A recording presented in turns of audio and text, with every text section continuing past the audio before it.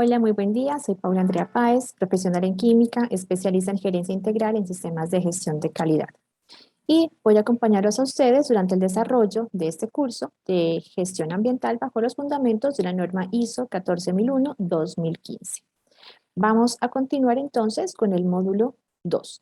Este módulo 2 se compone también de 4 temáticas que hacen referencia, todas ellas, a los requisitos de estricto cumplimiento de la norma ISO 14001, en donde vamos a ver entonces la planificación, los objetivos ambientales, el apoyo, aquí incluiremos entonces recursos, competencia y toma de conciencia.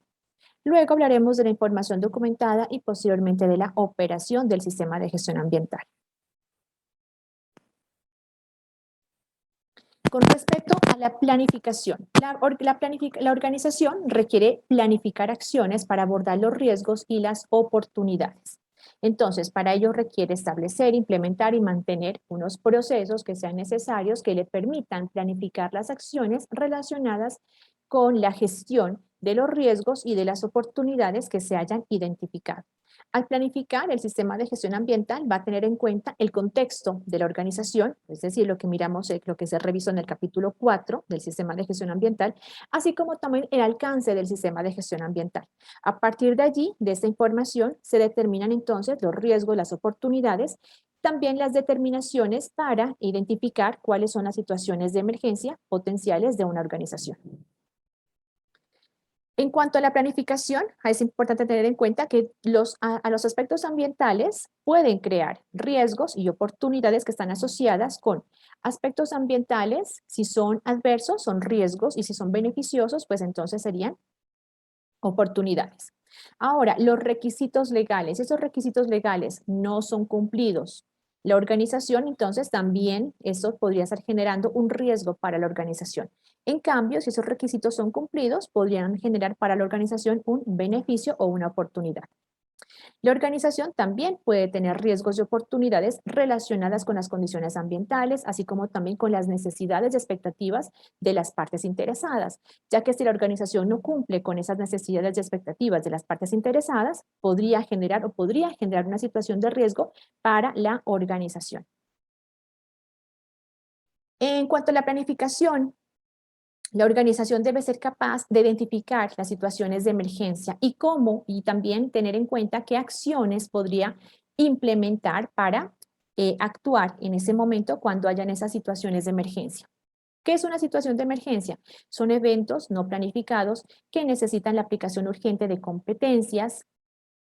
Esas situaciones de emergencia, además, pueden generar impactos ambientales adversos en la organización, y tengamos en cuenta también que para evaluar esas situaciones de emergencia se requiere que la organización sea capaz de identificar una situación de emergencia por algunos aspectos. Por ejemplo, determinar si esa situación de emergencia se debe a la naturaleza de los peligros in situ, es decir, si son, por ejemplo, ocasionados por derrames químicos, por, por ejemplo, serían líquidos inflamables, tanques de almacenamiento de sustancias peligrosas, qué situaciones de emergencia podrían desencadenar ese tipo de situaciones. Entonces estamos hablando de la naturaleza de los peligros in situ de esas situaciones de emergencia.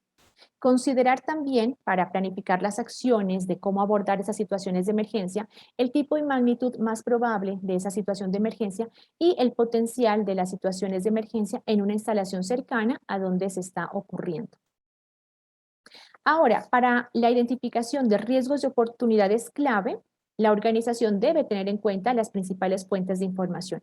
¿Cuáles son las fuentes de información que le da la organización? El conocimiento de esos riesgos y oportunidades clave. Entonces, aquí estamos hablando del cumplimiento o incumplimiento de los requisitos legales y otros requisitos, el contexto de la organización, que es el capítulo 4, en donde puede ser evaluado a partir de un análisis DOFA, por ejemplo, las condiciones, el conocimiento de las condiciones ambientales en las cuales opera la organización, el cumplimiento o incumplimiento de las necesidades y expectativas de las partes interesadas pertinentes, la identificación y control de los aspectos ambientales y las no conformidades que se hayan identificado en un proceso de auditoría interna o externa. En cuanto a los aspectos ambientales, la organización debe determinar sus aspectos ambientales significativos. Tengamos en cuenta que hay una relación causa-efecto, como miramos en el módulo 1, de estos aspectos ambientales y estos generan un impacto ambiental. La organización además debe establecer unos criterios para poder identificar y evaluar esos aspectos ambientales. Esos criterios se pueden relacionar con el aspecto ambiental o con el impacto ambiental. Y tengamos en cuenta que un aspecto ambiental puede dar como resultado uno o más impactos ambientales, por lo tanto puede generar una situación de riesgo o varios riesgos o también oportunidades para la organización. Ahora, ¿qué son los requisitos legales y otros requisitos que la norma ISO 14001 menciona? Entonces, con respecto a los requisitos legales y otros requisitos, tengamos en cuenta que la organización debe determinar y tener acceso a esos requisitos legales y otros requisitos, es decir, que la organización conozca cuáles son los requisitos legales con los que debe cumplir. Están relacionados con sus actividades y con sus aspectos ambientales. Tener en cuenta también estos requisitos legales y otros requisitos cuando se está estableciendo, implementando, manteniendo y mejorando el sistema de gestión ambiental.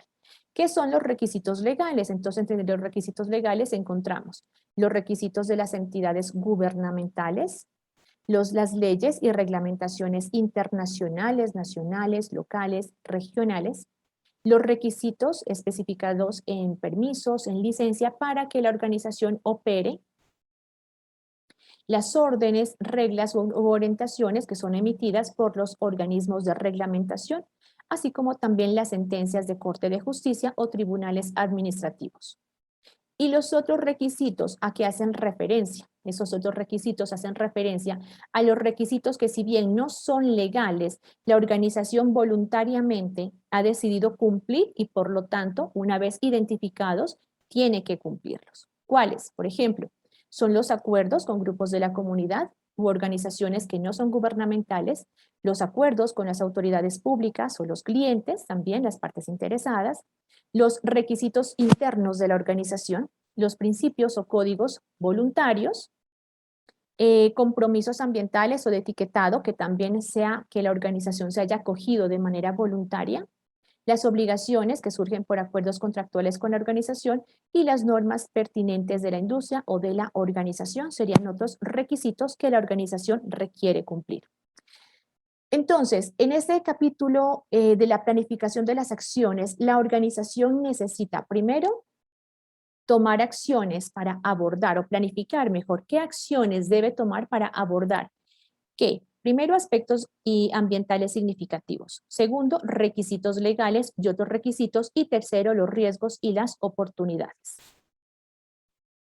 Entre las acciones que la organización puede incluir están entonces el establecimiento de objetivos ambientales o también se pueden incorporar a otros procesos del sistema de gestión ambiental. Y la organización debería aquí considerar el uso de las mejores técnicas disponibles. Hay una variedad de técnicas para la planificación de acciones que debe tener en cuenta para abordar esos aspectos que acabo de mencionar. La organización entonces debe identificar cuáles serían las técnicas más adecuadas teniendo en cuenta sus capacidades y recursos. Bueno, con esto finalizamos entonces este capítulo, este tema 1 del módulo 2. Los invito a descargar el material de apoyo relacionado con este módulo 2 y a desarrollar la evaluación relacionada con este módulo. Gracias por su atención.